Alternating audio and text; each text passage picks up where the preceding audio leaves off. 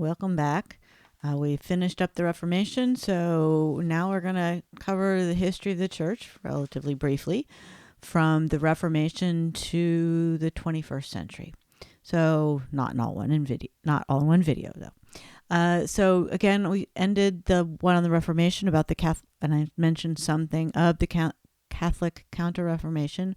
They obviously did react, and in the Council of Trent then is the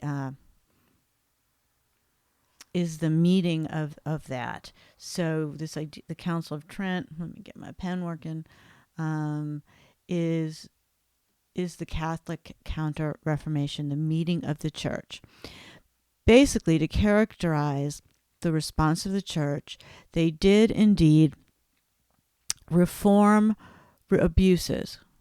They acknowledged that the selling of indulgences that has been conducted was wrong, and other activities of the church were indeed wrong. So they reform certain abuses, but kept their theology the same. So they rejected those three, Luther's idea of faith alone and all that, and kept. So that's the last PowerPoint from the previous slide. So they, again, moral and administrative reforms to correct obvious abuses. But they go back and, the sole authority of Scripture. No, the authority of the church is both tradition and Scripture. They kept the Vulgate as the official Bible of the church, and the church as its official interpreter. Now, I want to make a comment about this. Protestants very quickly to the translation of the Bible in the vernacular. John Wycliffe in the pre-Reform movement did this in English. Martin Luther did it in German. And so the idea of reading the Bible in your own language was very much also a part of the Protestant movement. So the idea of the vernacular. They maintain 7 sacraments as opposed to the 2 under Protestantism. The authority of the Pope, very much so. They reaffirm transubstantiation as their understanding of the communion. Mass in the Latin. It wasn't until the 1960s that the Roman Catholic Church determined to have have the Mass in any other language besides Latin, the official language of the church. Clerical celibacy, as opposed to the Protestant tradition that allowed married priests.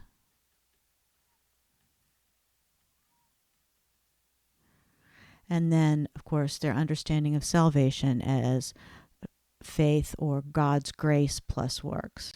So that is then sort of by 1648 then, the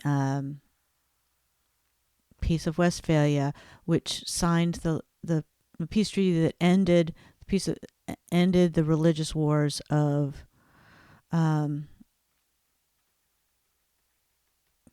Europe,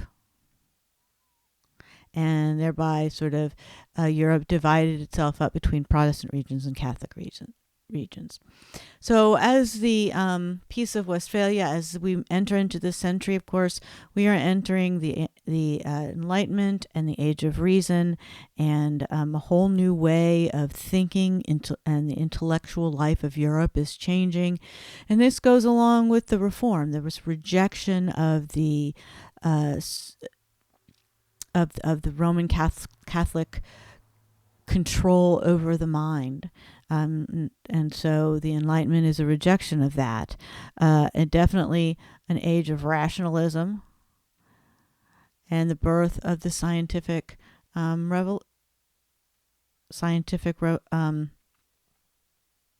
revolution. So intellectually, Europe is changing greatly during this period.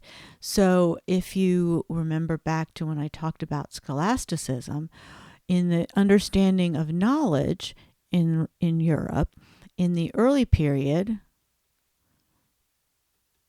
when it came to God's revelation versus human reason,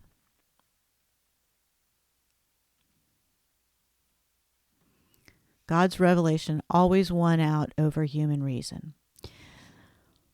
With the rediscovery of the ancient Greek and Roman philosophers and the scholastic movement, there was this idea that human reason could shed light on matters of faith or God's revelation, but still revelation and God, and therefore the church, trumped human reason. So by the time we get to the Enlightenment, this is another way to think of what the Enlightenment represents. Human reason becomes more important than revelation. And when human reason contradicts the Bible or the church or whatever, human reason wins. And that is basically this humanism or the rationalism of the world that we live in today. So this intellectual idea. Another major movement in the 16 and then as we move into the 1700s, and there's no real good place to put it, so I'll just mention it here, is the separation of church and state. This is a movement that began, if there's one thing that the experiment of the United States of America gave to the rest of the world, it is this very idea. With the removal of the Roman Catholic Church as such an authoritative entity within the church, there comes an increasing movement to separate the control of the state from the church. This is what many groups came to America for this very reason, to get out from under the control of oppressive religious forces. And so the idea of separation of church starts in the American Constitution, and the Bill of Rights and all of that. In the Declaration of Independence, we hold these truths to be self-evident. I want you to think about that. They actually have an original draft of the Declaration of Independence written by Ben Franklin, and it has Thomas Jefferson's comments written on it. And in the original version of the Declaration of Independence, it said, "We hold these truths to be God-given." Right? What is it we use to hold ourselves together? What is it that we appeal to when we disagree? What is our truth? Ben Franklin, God-given, that is very much the way it would have been thought. Jefferson crosses it out and writes in self-evident. We appeal not to God, but to what is plain and simple to us. This is the basis of the separation of church and state. And it begins in the American documents and then is taken over into the Constitution of France and pretty much now many countries around the world. So the aftermath, the intellectual changes that occurred in the aftermath of the Reformation, Enlightenment and separation of church and state. Now I'm going to go through each century very briefly to talk about some of the major movements. So along with this, the idea of the Enlightenment and the Age of Reason comes a particular religious philosophy that reflects many of our church fathers. Now a lot of people talk about many of our founding fathers. People talk about men like Jefferson and Franklin, and the early the men who wrote these documents as being Christian, and they were in many ways, yes, that's true, not in all cases, however, but they weren't Christian in the modern evangelical sense, and many of them lean towards this idea of deism. Deism is the belief So a deist, they're a belief in God. So they are theists. They believe that there is a God, but they do not believe in the idea of the Judeo-Christian God who gets involved in history. They believe that God created the world and then withdrew from it.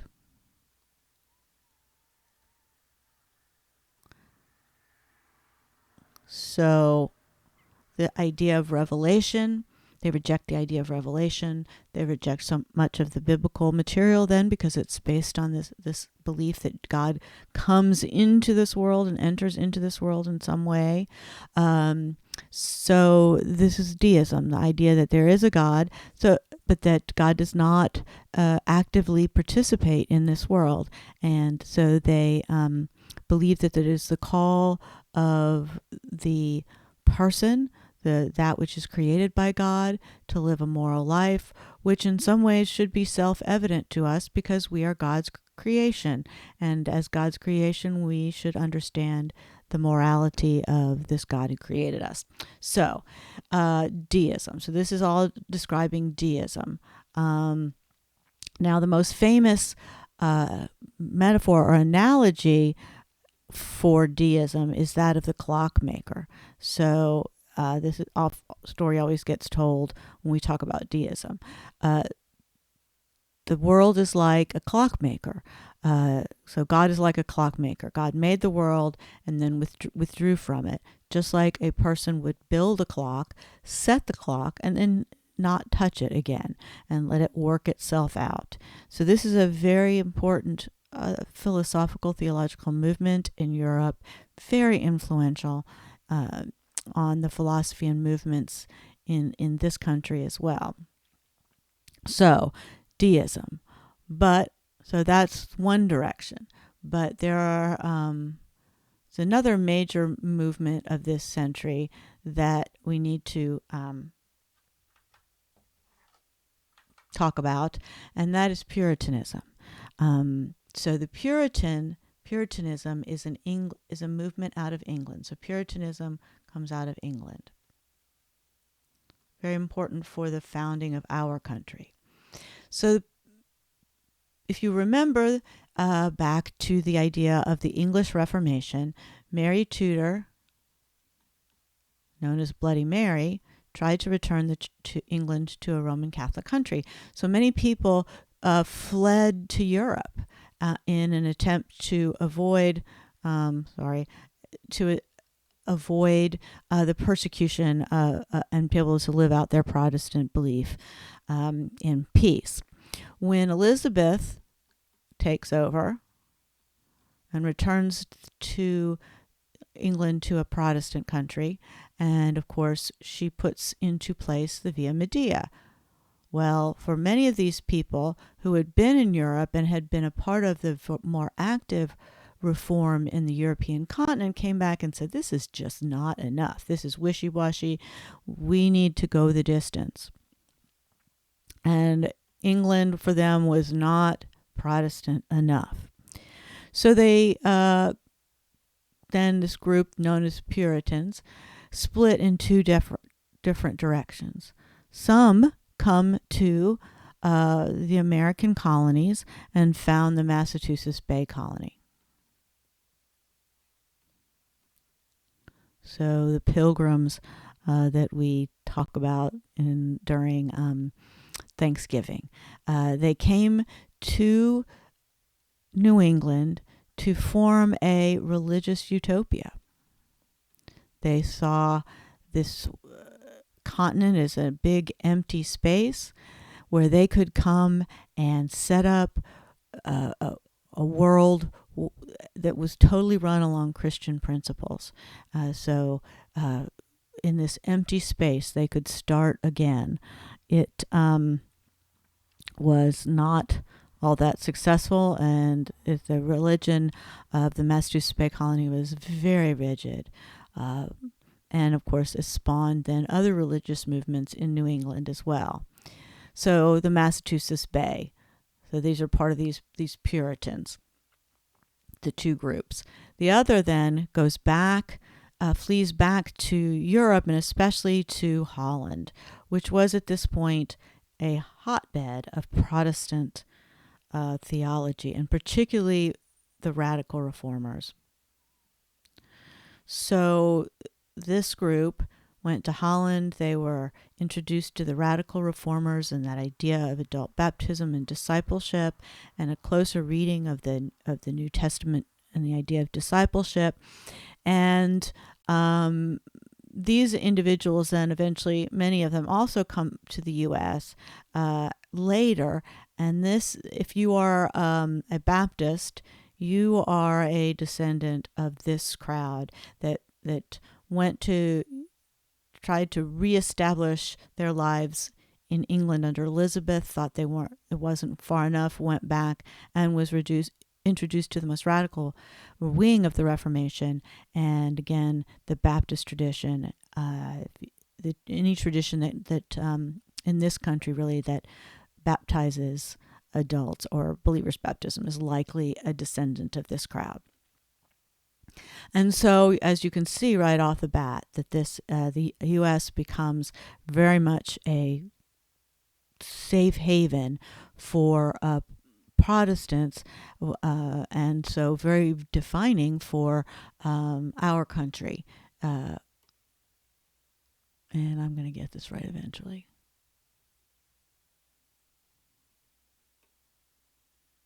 Okay, well, I'm just going to use the eraser then because it doesn't want to work. So, so the Puritans, also known as, in one branch of them, also known as the Pilgrims, and then those that returned. As we move into the 18th century, then we have two major movements in the 18th century. Let's start with Pietism.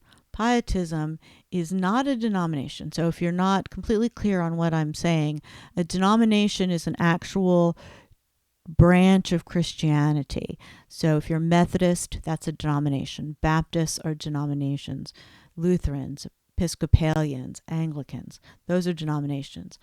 Pietism is not a denomination. It is a theological or spiritual movement that affected many branches or many denominations. So many denominations are influenced by Pietism, but there is no denomination known as Pietism. So what is Pietism? Basically, it's a second wave of that idea of returning to the New Testament church. It saw that Christianity for them was a lifestyle, not just a set of beliefs. And so to sort of give you a motto to explain Pietism, they would say right feeling,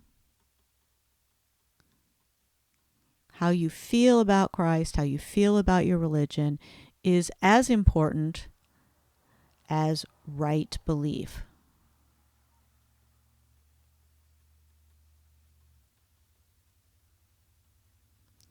So Pietism is a movement that very much focuses on the individual's relationship.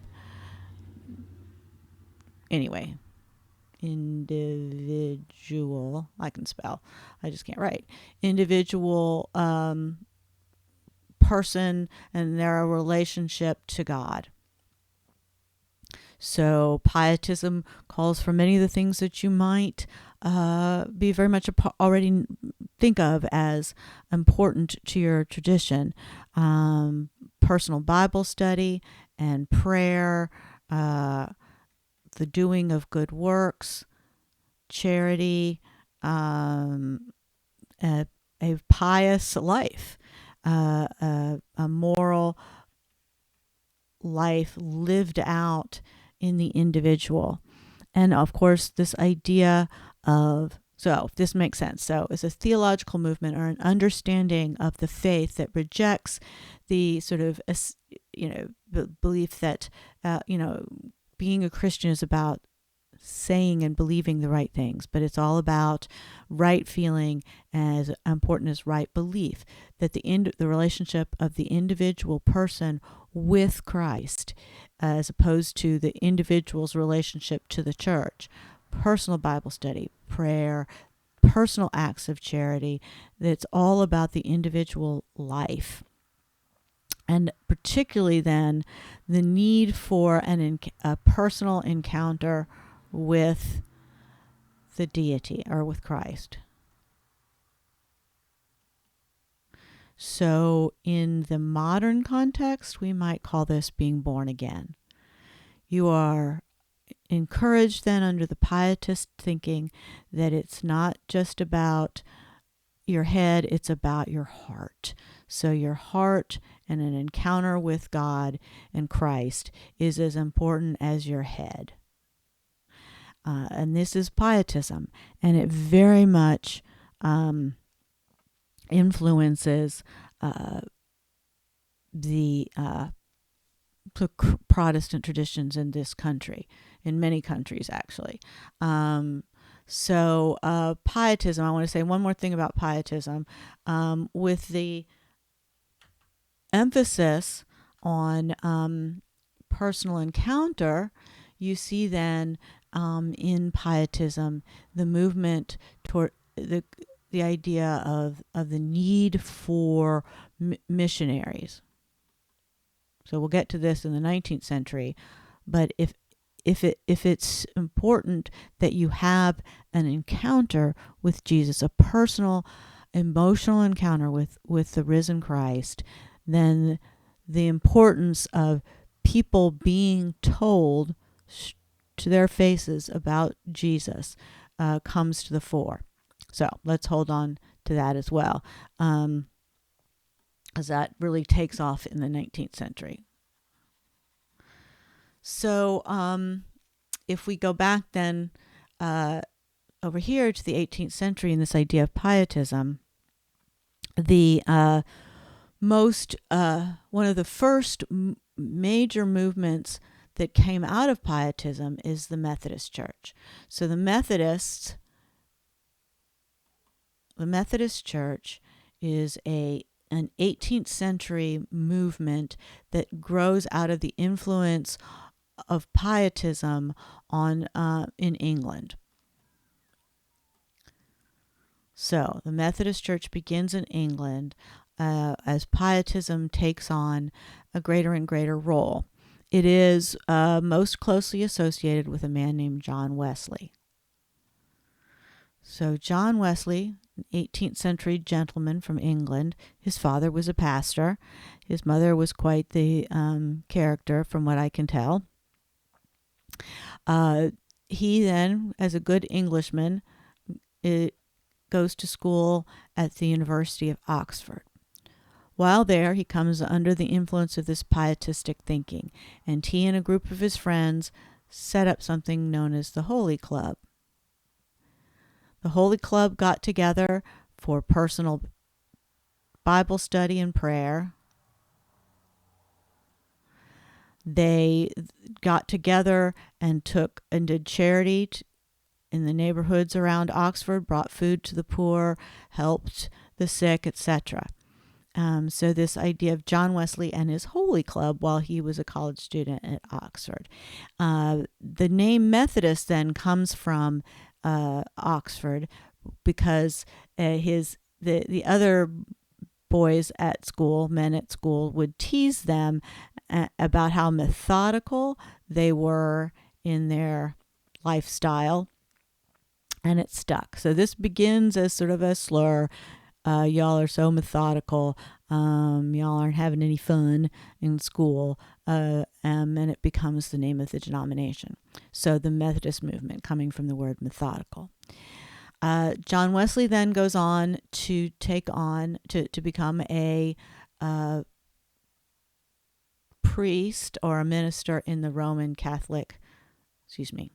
I can't seem to do two things at the same time. John Wesley then is ordained as a priest in the Anglican tradition. So he starts off his life within the Church of England. He then decides to go to, or he's called to go to Savannah, Georgia.